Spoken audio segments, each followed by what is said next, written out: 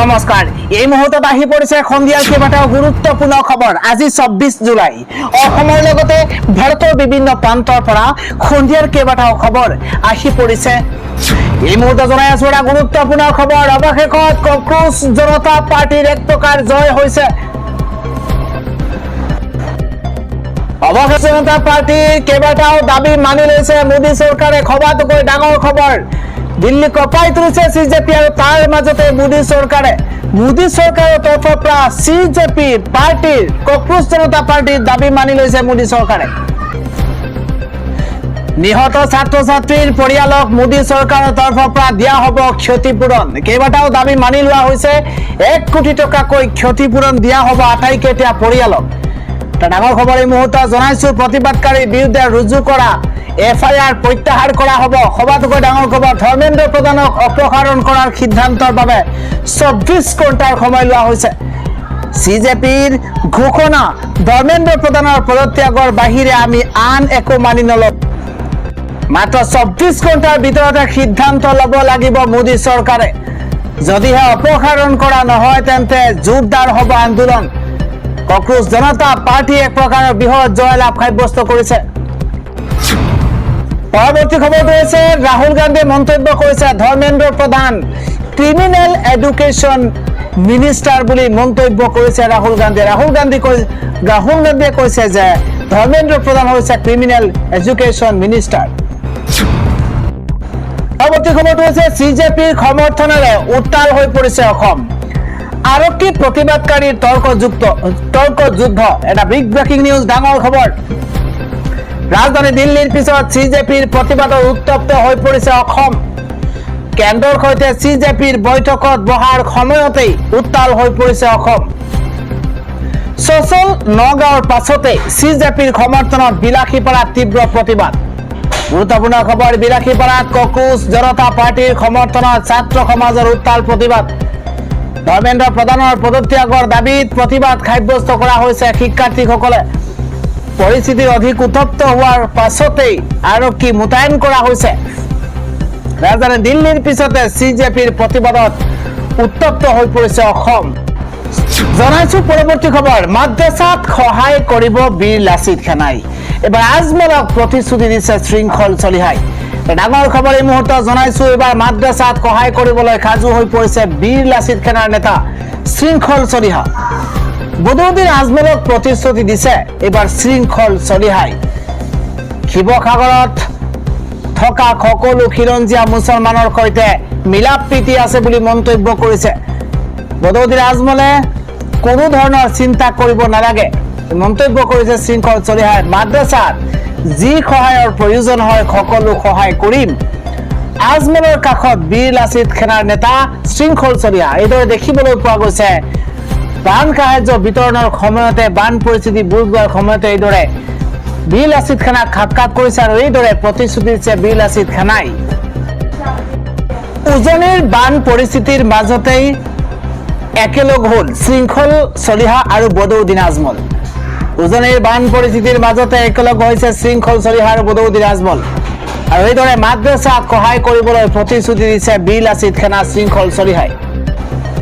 পৰৱৰ্তী খবৰ, ইতিমধ্যে সমাপ্ত হৈছে কেন্দ্ৰীয় চৰকাৰ আৰু সিজেপিৰ বৈঠক। ইতিমধ্যে জনাইছো কাইলৈ লোৱা হ'ব ডাঙৰ সিদ্ধান্ত। কাইলৈ অপসাৰণ কৰাৰ সম্ভাৱনা ধৰ্মেন্দ্ৰ প্ৰধানক।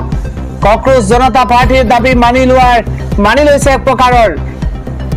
প্ৰায় 2 ঘণ্টাৰ সময় বৈঠক হৈছে। তাত মিলিত হৈছে কেন্দ্ৰীয় চৰকাৰ আৰু সিজেপি।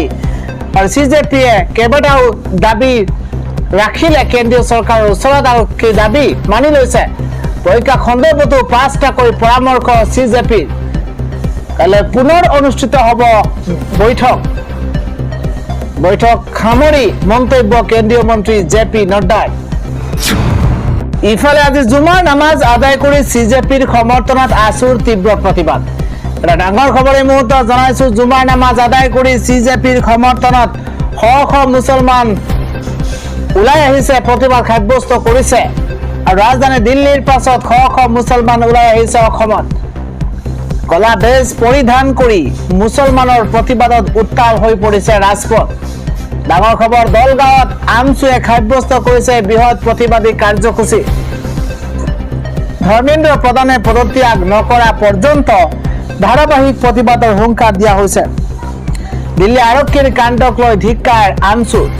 এটা গুৰুত্বপূৰ্ণ খবৰ, জুম্মাৰ নামাজ আদায় কৰি CJPৰ সমৰ্থনত শ শ মুছলমানৰ প্ৰতিবাদ। গুৰুত্বপূৰ্ণ খবৰ, ৰাজধানী দিল্লীৰ পাছত শ শ মুছলমান ওলাই আহিছে অসমত। আৰু শিক্ষকসকলক যন্তৰ মন্তৰত চলি থকা প্ৰতিবাদৰ পৰা আঁতৰি থাকিবলৈ পৰামৰ্শ দিল্লী বিশ্ববিদ্যালয়ৰ। এটা গুৰুত্বপূৰ্ণ খবৰ, দিল্লী বিশ্ববিদ্যালয়ে বৃহস্পতিবাৰে নিজৰ ছাত্ৰ ছাত্ৰী আৰু শিক্ষকসকলক যন্তৰ মন্তৰত চলি থকা প্ৰতিবাদৰ পৰা আঁতৰি থাকিবলৈ পৰামৰ্শ দিছে। বিশ্ববিদ্যালয়ে সকিয়নি দিছে যে বেআইনী সমাৱেশ বা প্ৰতিবাদত অংশগ্ৰহণ কৰিলে আইনী ব্যৱস্থা গ্ৰহণ কৰা হ'ব পাৰে।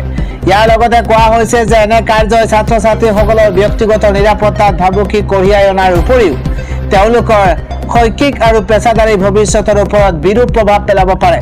ছাত্ৰ ছাত্ৰীসকলক ছ'চিয়েল মিডিয়াত বিয়পি পৰা ভুৱা আৰু বিভ্ৰান্তিকৰ খবৰৰ পৰা সাৱধান হ'বলৈ অনুৰোধ জনোৱা হৈছে।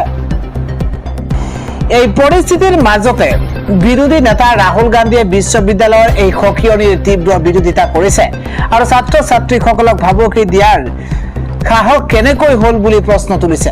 আনহাতে CJP কক্ৰোচ জনতা পাৰ্টীৰ চমুকৈ CJPয়ে আৰক্ষীৰ বৰ্বৰতাৰ অভিযোগ তুলি শুকুৰবাৰে সমগ্ৰ দেশজুৰি শান্তিপূৰ্ণ প্ৰতিবাদৰ আহ্বান জনাইছে।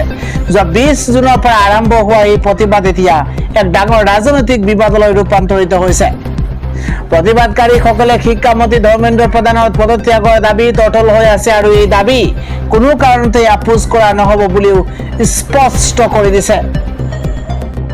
এই অচলাৱস্থা আঁতৰাবলৈ কেন্দ্ৰীয় চৰকাৰে প্ৰচেষ্টা অব্যাহত ৰাখিছে। কেন্দ্ৰীয় স্বাস্থ্যমন্ত্ৰী JP নাড্ডাই চৰকাৰ যে আলোচনালৈ সদায় প্ৰস্তুত সেই কথা দোহাৰিছে।